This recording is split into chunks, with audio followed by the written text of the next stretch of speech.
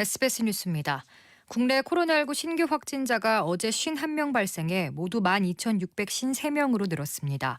신규 확진자 51명 가운데 지역사회 감염자는 31명으로 잠정 집계됐습니다. 지역별로는 서울 15명, 경기 12명, 대전 2명, 대구, 전북 1명입니다. 나머지 20명은 해외 유입 사례로 집계됐습니다. 수도권 확진자가 크게 늘어났는데 서울 왕성교회에서 성가대 활동을 하고 교회 MT 등에 참석한 확진자로 인해 새로운 집단 감염이 발생했기 때문입니다. 현재까지 확인된 왕성교회 관련 확진자는 21명입니다. 경기 안산시 소재의 유치원의 집단 식중독 사고와 관련해 장출혈성 대장균 양성 판정 인원이 8명 늘어 모두 57명이 됐습니다. 또 원생 1명이 추가로 병원에 입원해 전체 입원 환자는 24명이 됐습니다. 보건당국은 현재까지 원생과 교직원 등 301명에 대해 식중독균 검사를 진행해 57명이 양성 반응을 보였고 54명은 검사 결과를 기다리고 있습니다. 대검찰청 검찰수사심의위원회가 삼성경영원 승계 의혹에 대한 검찰의 수사 중단과 함께 이재용 삼성전자 부회장 등에 대한 불기소를 권고하면서 검찰이 기소에 부담을 겪고 있습니다.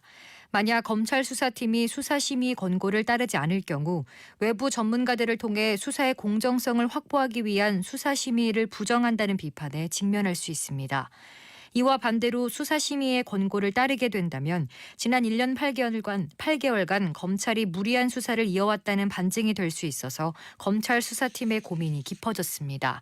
삼성그룹 불법 승계 의혹을 수사하는 서울중앙지검 경제범죄형사부는 수사심의의 권고 사항을 통보받은 직후 사건을 어떻게 처분할지 검토에 들어갔습니다.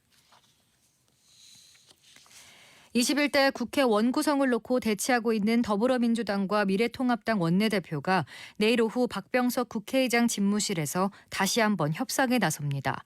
정치권에선 여야의 입장차가 워낙 커 합의가 이뤄질 가능성이 낮다는 의견이 우세하지만 일각에서 지난 협상에서 상당한 진전을 이뤘다는 평가도 나오는 만큼 극적인 타결의 여지도 배제하지 않고 있습니다.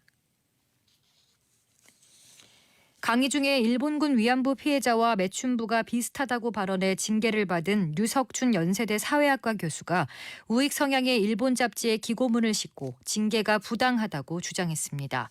류 교수는 월간지 하나다 8월호 기고문에서 자신의 수업 내용을 소개하며 일제 한반도 식민지 지배에 관한 한국 사회 주된 평가가 잘못됐다는 주장을 되풀이했습니다. 또 징용 간 사람들 대부분 역시 강제로 끌려간 것이 아니라 돈 벌러 자원해 간 것이라며 일본 우익 세력과 닮은 주장을 내놓았습니다. 신도들을 상습적으로 성폭행해 실형을 확정받은 만민교회 소속 이재롱 목사와 교회 측이 피해자들에게 12억 원대 배상금을 지급하라는 민사 판결이 나왔습니다. 서울중앙지법 민사합의 46부는 피해자 7명이 이 목사와 만민교회 등을 상대로 낸 손해배상 청구 소송에서 원고 청구 일부를 받아들였습니다.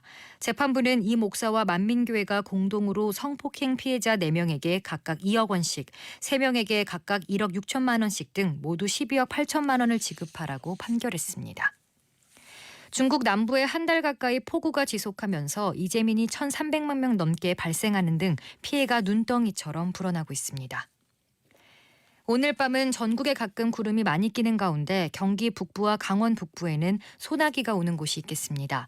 내일도 전국에 가끔 구름이 많이 끼겠고 강원 영서 남부와 경북 북부 내륙에는 오후에 소나기가 오는 곳이 있겠습니다. 내일 낮 기온은 서울과 대전, 광주는 30도, 대구는 32도가 예상되는 등 전국이 24도에서 32도로 오늘보다 높아 덥겠습니다. 서울의 현재 기온은 28도입니다. 주시은입니다. 뉴스를 마칩니다. SBS